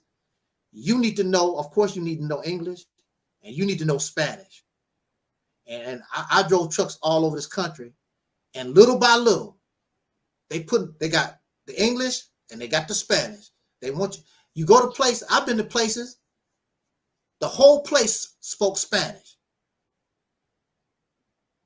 So, you know, they slowly creeping in and doing their thizzy. I heard that there's like 50 million of them in this country now. They outpace black people. Yeah, I heard that there's 50 million of them. They have like 10 million more than black people in this nation. But because of their mentality, see, they don't have a slave history like we do. So they're more in unison with one another. We got a slave history where we was kept divided and this hate filled, and our situation is much messed up. But even those people who know those history, you still have the same behavior. You ain't trying to unite with nobody. You still messed up like the people you say that's lost founds is sleep. That Chief X and Pharaoh said that, and all these people, whatever, they have the same mentality like the lost found. In order, you don't have to look, we don't have to like each other. I don't have to like you, Denzel. You don't have to like me. Again, the question raises, do you want to get out of jail? I say this. There was a movie called The Defiant Ones. And there was a prison riot. It was this black guy and this white guy. They was chained together. And when they had this prison riot, that was their chance to escape. They don't like each other. But they looked at each other. Do you want to get out of here? Yeah. And they escaped. Now, mind you, while they are on the run, they don't like each other. And they chain, okay? So throughout the picture, they run around trying to find a way to cut those chains or whatever. But they got to get along with each other. They don't have no choice. And this is how you have to look at it. But toward the end of the story, because they went through this struggle and they was chained together like this, they actually start liking each other. And so by the end of the movie, they was friends because they went through this struggle through this, was hooked together. They learned how to depend on each other and work with each other because they wanted to be free. So you might not like me now, but we're chained together because of our similar circumstance. But if you work with me, if we work with each other, the one you think that you hate their guts, when you go to work and just do what you need to do to be free, you say, hey, Denzel wasn't so bad after all. Negro still owe me $10, but he wasn't so bad. Man, I just want to say it was a pleasure to meet you, man. Yes, sir. Like Pleasure to meet you too, also, brother. Yeah, And like I'm a. Feel free to always come back. Oh yeah, I was gonna say I hope we do the chat room enjoyed you very much. After the chat room, by the way. I hope you invite me back on another time. Anytime, I know I wanna. When I have a live stream, matter of fact, send me your email. I can make sure I send you the link. I think I did send it to you. I sent it to you a couple of times. Wait, I'll probably send it to you again. Yeah, it's crazy. I had texted you. I sent you an email because I looked at the link. The email that you had in your description. Yeah. And when I sent you, I don't think you responded. So I had to, like, that's why I said I had to get to this guy. I got to get to him. I got to talk to him. Like, I tried to call you a lot. Yeah. But I guess I can send it to you again because I sent you a message. Yeah, I'll make sure I get it this time. Okay, I got you. I check my emails pretty regularly. I don't know how I missed it. Yeah, but I sent it to you. Well, one of my deacons is saying, "You're welcome, Denzel. Anytime, brother Denzel. Pleasure having you with us today." Hey, I know also one more thing. I know also you we should abandon our slave name, and my name Denzel. Denzel. I came over here and said Denzel. But I ain't got no special name. I ain't went to go get my name legally changed. That ain't even necessary. I mean, it really don't mean nothing when you still oppressed and enslaved. And what do it really mean? It just means you change your name. So what? What do it really mean? And then you got all these Muhammads. You got all these Muhammads and all these Hotep people in prison, and they making the names look real bad. Yeah, that is true. Man, I just really wish I had they child pedophiles. They disgracing the names. That is true, man. So it really don't. It don't really mean nothing. It's just more church feel good stuff. That's all. You got a slave name, Negro. You in jail? That is true, man. Like you're right, man. But it really is a pleasure to meet you. Yes, sir. I did send somebody. I sent some links for some people I know to watch you because I told them, yeah, you gotta check him out, man. He's good. We can still probably try to talk with Chief X. I think I have his email, but he never responds. These people be knowing, they know who it is. Yeah, I really do want him. The only reason I want you to talk to those guys is because they have media influence, on their Facebook page, so they can get the word out more. Yeah, that's why they honest people. Like, I mean, I know Pharaoh is pseudo. He said some some outlandish stuff like we aliens and all this kind of weirdo. We from Atlantis and stuff. Like, okay, well, I be laughing, but they have influence in this. Even I know you say we should also do it, but they got more influence out there, so they can get the word out. Yeah.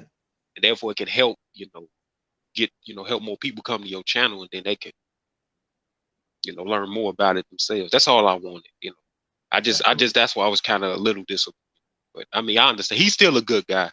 Yeah. Chief X is an honest person. I just just a little disappointed. We're still gonna talk to. I mean, the problem some folks have with me is they don't like how. Like, I went back and forth with Pharaoh, said that.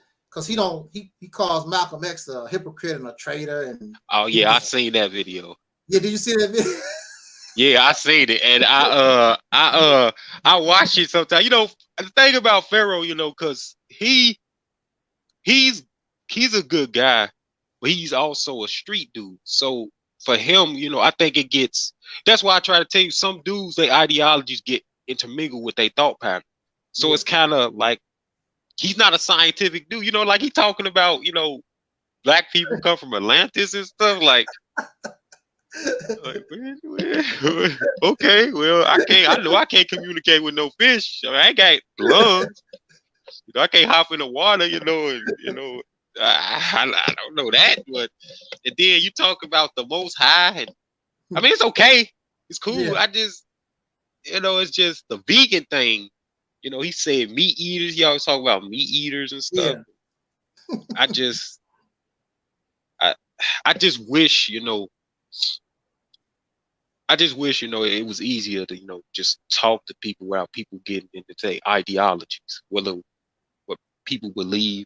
Because I don't do that. I don't care who you are. You know, my mom and them, they you know, I remember on Christmas, you know, and my friend to think something crazy with me, right? You would think I'm crazy to leave. So I don't really celebrate Christmas because I just stopped caring. But I got a Christmas tree. But they wanted me to get the one. I just put it right there. I haven't even turned it on. I ain't even put it down. I really want to give it back to them because I ain't gonna never use it. I never like I know. And you know, they was telling me about, you know, you don't believe in Christmas, you don't believe in Jesus, and I just started laughing. Like I didn't want to get into an argument with them. I just wanted to help with their decorations. You know, y'all celebrate that stuff, okay? You know, I just came here, you know, to put the Christmas tree up and decoration. I didn't come here to talk about Jesus, okay? You Right. stay with Jesus, and you know, I'll stay over here. And Absolutely. you know, I think it's just hard, you know, and it's just really hard to talk to people, and you know, because ideologies get in the way. That's why the Mississippi campaign, I like it. It's just, even with Taalik Bay, I don't know him, but you know, when that video, when you was trying to, you know, he was trying to answer, you know, find out more about the Mississippi campaign, I was watching that. And I was like really interested. But when he started bringing in, you know that lady, I ain't gonna mention that name, and you know, all the other stuff, like, I mean, like, what does this have to do with the Mississippi campaign? You was even saying, like, you trying to leave that alone. You want to get back to this. Yeah. And I really do respect you, Taalik, and I just would hate for, like, I don't know him, but I'm just concerned a little bit about you. I would say this.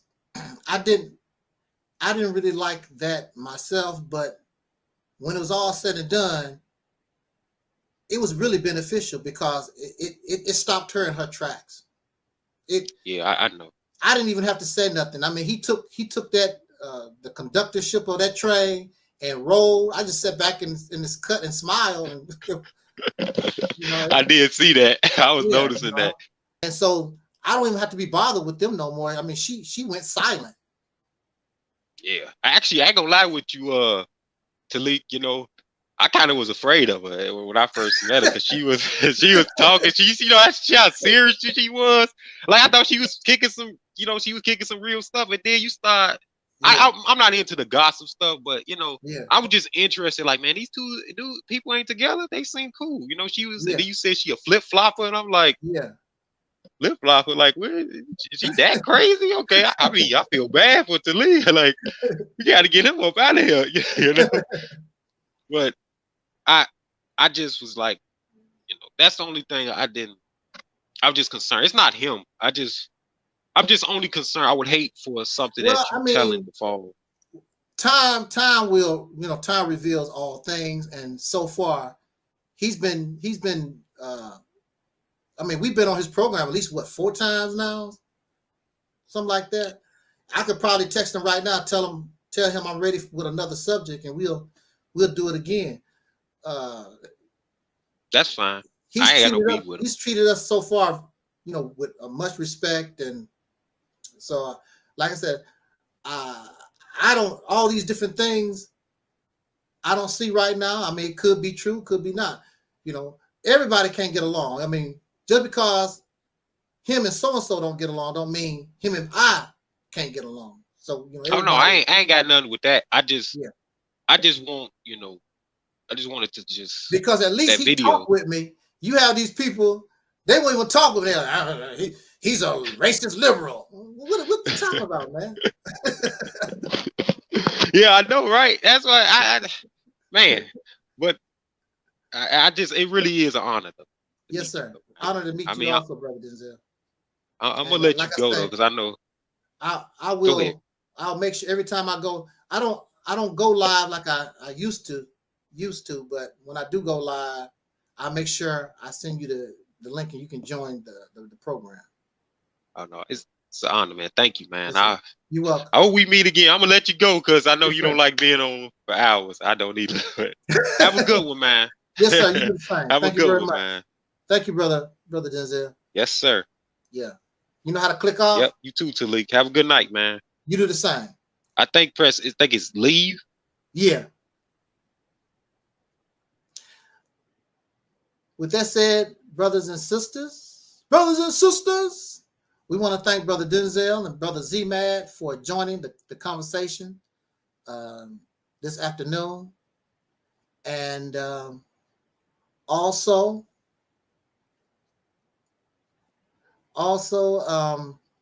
I thank those in the chat room for joining us, and those who are listening and those who will be listening to this broadcast later on. Much appreciated. And there's a lot of advertising that I will go through, but it's too much. I would like for you to go into the description box, subscribe to Deacons of Reality Productions. Link is in the description box. You can check out my autobiography on Amazon. Link is in the description box. If you want to donate, you want to contact me, the link is in the description box. Everything about us is in the description box. Thank you so much. And on that note, we're going to get out of here, and we will see you when we see you. Brother Denzel said it was a pleasure meeting all of you. And of course, we're going to bring back our young brothers every chance that we get. We thank you also, Brother Denzel.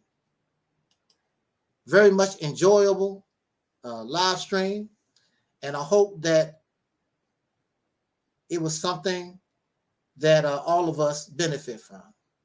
So on that note, we say, as in parting, our ancestor Don Cornelius used to always say, as in parting, I want to wish us love, peace, and soul. We are Audi 5000.